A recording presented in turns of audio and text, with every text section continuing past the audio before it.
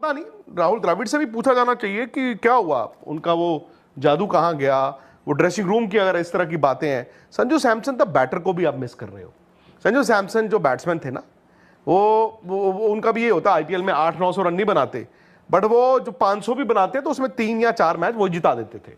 अब खैर, Rajasthan is history, done and dusted. Yes, आप बात कर रहे हैं मुंबई की, अच्छी टीम मुंबई को खेलेगी तो ऐसा नहीं है कि मुंबई हार ही नहीं सकता, हारेगा, हार सकता है, हारेगा कि नहीं पता नहीं, क्योंकि जो टीम 6 मैच लगातार जीती है उनके पास हर मैच से पहले एक मकसद होता है।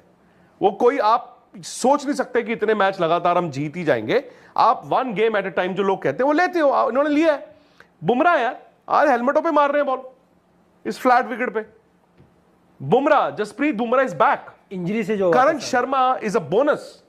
उनके पास मिचेल सैंटनर को उन्होंने बाहर बिठा दिया बिकॉज बॉश आ गया और करण शर्मा से बॉल डलवा देते हैं लेग स्पिन।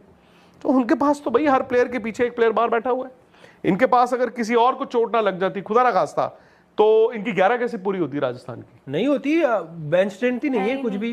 तो हेटमायर ने भी डिसअपॉइंट किया है, ध्रुव जुरेल ने भी डिसअपॉइंट किया है, नीतीश राणा से एक्सपेक्टेड ही ये था, वो बल्कि 1-2 पारियां खेल गए।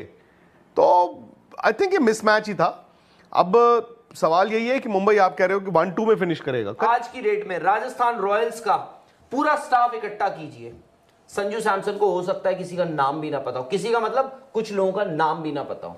मैं आपको बता रहा हूं, आपको लगता है संजू सैमसन का सेव होगा जो हो रहा है? वो घर पे बैठे हैं, जहां भी है, he is injured, fair enough, but कप्तान होता है। ये टीम अगर बनी है, संजू सैमसन इस साल कप्तान अनाउंस नहीं हुए हैं, उनको वक्त हो गया इस टीम का कप्तान। इस टीम में अगर राहुल द्रविड़ आए हैं, संजू सैमसन राहुल द्रविड़ से पहले से हैं। इस टीम में अगर कुमार संगकारा आए हैं, वो इससे पहले से हैं। इस टीम में अगर आपके दोस्त विक्रम राठौर आए हैं, उससे पहले से हैं। अगर सैराज बहुतुल्ले आए हैं, वो उनसे पहले से हैं। संजू सैमसन वो इस टीम का, इस फ्रेंचाइजी का डीएनए सबसे बेहतर समझते हैं। ये जो खिलाड़ी हैं जितने भी हैं, चाहे इंक्लूडिंग रियान पराग, 2019 से खेल रहे हैं ना रियान पराग, ठीक है, ध्रुव जुरेल, यशस्वी जायसवाल, जितने भी खिलाड़ी आए हैं या खेल रहे हैं, ज्यादातर संदीप शर्मा इंक्लूडेड, ठीक है, संजू सैमसन उनको बेहतर जानते हैं। Sanju Samson knows the DNA of this team, but why is he not the CSK वालों में खुशी का दिन है। मैं येलो पहन के आया हूँ, येलो सोफे पे हूँ, तो मैं येलो जर्सी वालों की बात बता रहे तो आपको कि चेन्नई सुपर किंग्स के एक सीनियर ऑफिशियल ने ये बहुत बड़ा हिंट दिया कि संजू सैमसन चेन्नई सुपर किंग्स में आ सकते हैं। अब कैसे वो आपको बता देते हैं, उन्होंने क्या बोला है, उस स्टेटमेंट पढ़ के सुनाते हैं। We are definitely looking at Sanju Samson, he is an Indian batter who is a keeper and a opener, so if he is available, we will certainly have a look at the option of having him in our fold. Who will trade him with? We have not taken the call because the matter has not gone that far. But yes, in principle, we are interested. इसका मतलब मैं कुछ समझाता हूँ कि CSK के senior official ने एक बहुत बड़ा हिंट दिया है कि संजू सैमसन जो हैं वो चेन्नई सुपर किंग्स में आ सकते हैं। कैसे? उन्होंने ये बोला आपके ऑफिशियल ने कि ऑब्वियसली हम संजू सैमसन की तरफ देख रहे हैं, इंडियन बैटर है, विकेट कीपर है, ओपनर भी है, और अगर वो अवेलेबल होगा तो हम उनकी तरफ एज एन ऑप्शन देखेंगे ही देखेंगे कि हम अपनी टीम में ला सके। लेकिन किसके थ्रू ट्रेड किया जाएगा सामने वाली टीम से, वो मतलब अपने यहां से कौन सा प्लेयर जाएगा और वहां से संजू किस तरह से आएगा, वो बाद की बात है। लेकिन अगर आप पूछ ही रहे हैं तो कह रहा हूं कि हम इंटरेस्टेड हैं संजू सैमसन को लेने के लिए। अब संजू सैमसन अगर आ रहे हैं तो क्या ये बहुत बड़ा हिंट है सीएसके के लिए कि एमएस धोनी का आईपीएल 2025 जो था वो लास्ट सीजन था, इसकी पॉसिबिलिटी बहुत ज्यादा है। देखो कि एमएस धोनी ऐसा ना हो कि अगले सीजन आपको एज एन मेंटर दिखे। विकेट कीपर भी आ रहा है, बैटर भी आ रहा है, कैप्टन भी आ रहा है, और ये आपका जो भी है कैप्टन, फ्यूचर का कैप्टन है भाई, लंबा चौड़ा आपको सर्व करने वाला है। अगर संजू सैमसन आ रहा है तो कम से कम 10 साल सर्व करेगा आपको। लेकिन अगर संजू आ गया तो मुझे तो ऐसा लगता है कि थाला का पिछला सीजन लास्ट था।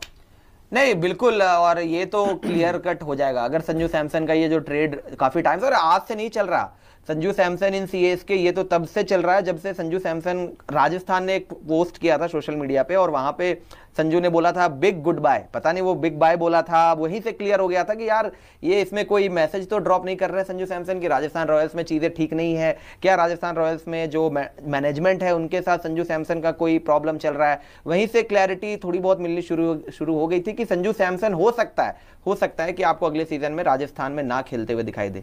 और जहां तक चेन्नई सुपर किंग्स की बात है, वो तो यार थोड़ा सा वो लोकल फ्लेवर भी ऐड हो जाएगा, साउथ से ही आते हैं।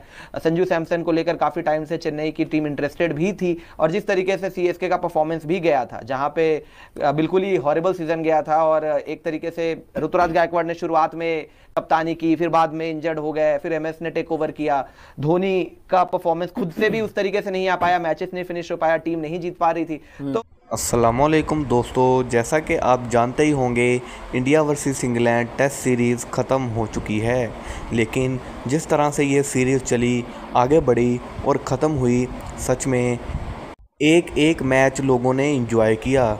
लेकिन सबसे इंजॉयबल और ड्रामेटिक जो मैच था वो था ओवल का मैच।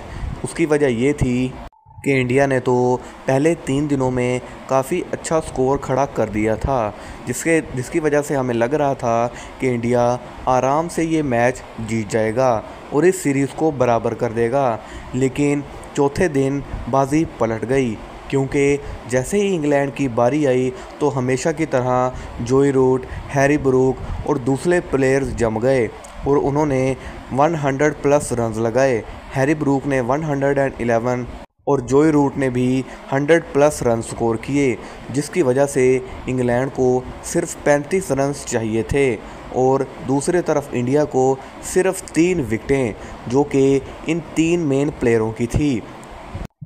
और जैसे इंग्लैंड खेल रहा था, हमें लग रहा था कि इंग्लैंड ये 35 रन्स भी आधे घंटे में पूरा कर देगा, लेकिन कुदरत को कुछ और ही मंजूर था, क्योंकि चौथे दिन जैसे ही इंग्लैंड ने 35 रन पूरा करने के लिए शुरुआत की तो ओवल के ग्राउंड में बारिश होने लग गई और बैड लाइट की वजह से मैच को डिसमिस कर दिया गया और सिर्फ 35 रन्स, यानी कि इंग्लैंड अपनी जीत से कुछ ही कदम दूर था।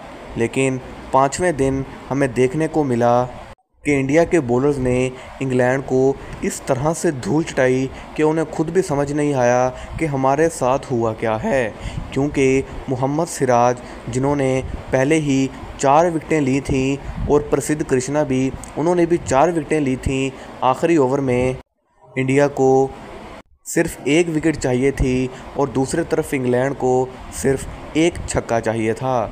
लेकिन मोहम्मद सिराज और बुमराह के आगे टिक पाना लगभग नामुमकिन सी बात है। उस दिन मोहम्मद सिराज का लक काम किया और उन्होंने आखिरी विकेट भी निकाल डाली और सिर्फ इंग्लैंड 6 रन से वो मैच हार गया और Mohammed Siraj man of the match करार पाए और इंडिया ने ये सीरीज़ 2-2 से बराबर कर दी।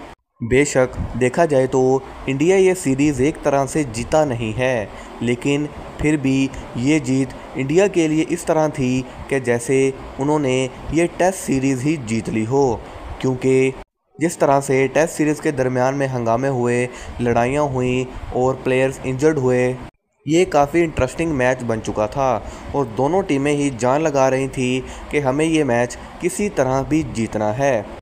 टेस्ट सीरीज़ तो ख़त्म हो चुकी है, अब देखना ये है कि क्या इंडिया एशिया कप खेलता है या फिर नहीं।